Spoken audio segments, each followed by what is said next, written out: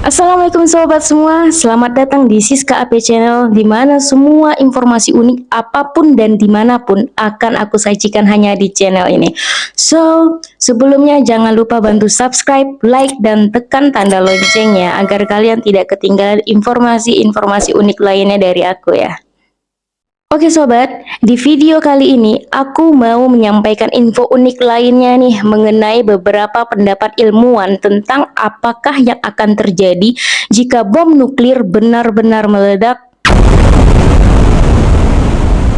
Oke, langsung aja cek tidak.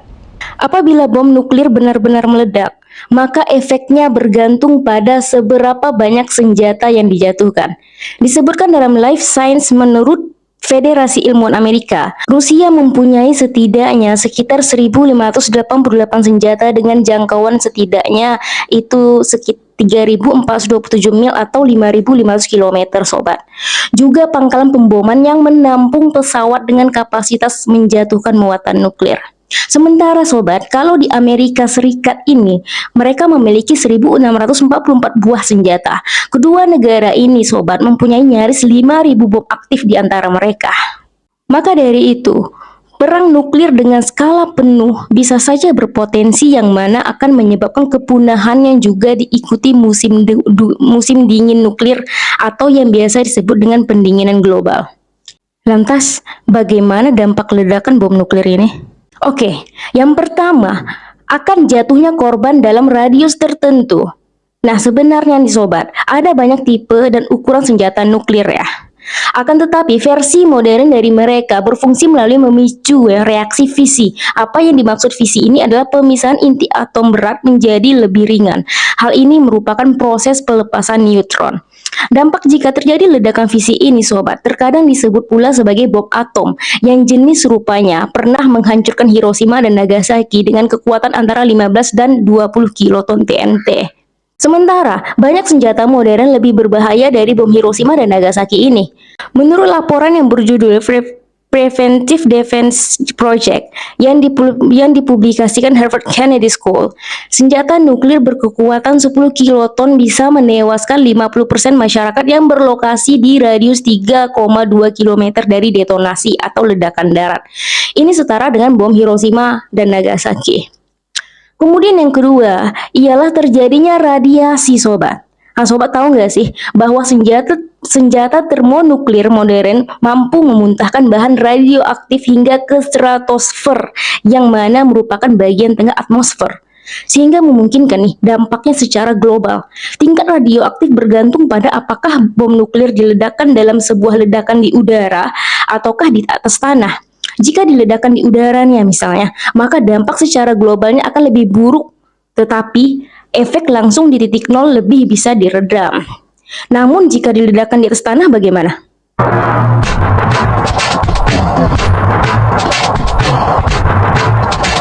Ya maka akan terjadi sebaliknya. Selain itu, resiko radioaktif justru paling parah adalah 48 jam pasca ledakan sobat.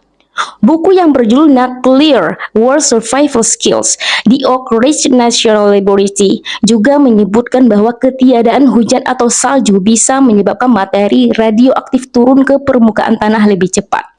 Menurut buku yang sama nih sobat, pada waktu 48 jam setelah ledakan terjadi, area yang terkena 1000 Roentgens, yaitu satuan radiasi ionisasi, hanya akan terpapar radiasi 10 Roentgen per jamnya sobat. Wow.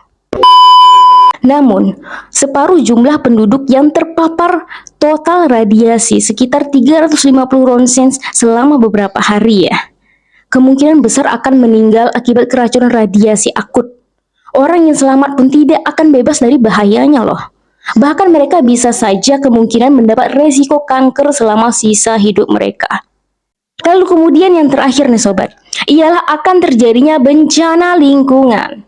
Ledakan bom nuklir bisa saja berdampak terhadap iklim sobat. Sebuah analisis yang pernah diterbitkan dalam The Bulletin of the Atomic Scientists pernah menerangkan bahwa ada 1 atau 2 ledakan nuklir memang tidak memiliki efek global. Namun, ledakan 100 bom dengan ukuran yang sama seperti yang pernah dijatuhkan di Hiroshima akan menurunkan suhu bumi di bawah zaman es sirka, yaitu sekitar 1300 sampai 1800. Nah, sebagai gambarannya nih ya, jika bom nuklir terjadi pada era modern ini, maka bisa saja terjadi perubahan iklim yang drastis dan tiba-tiba. Sewaktu zaman es kecil, suhu bumi turun 2 derajat Celcius. Pendinginan semacam ini bisa saja berdampak di sektor tani dan suplai makanan di era Kiwari.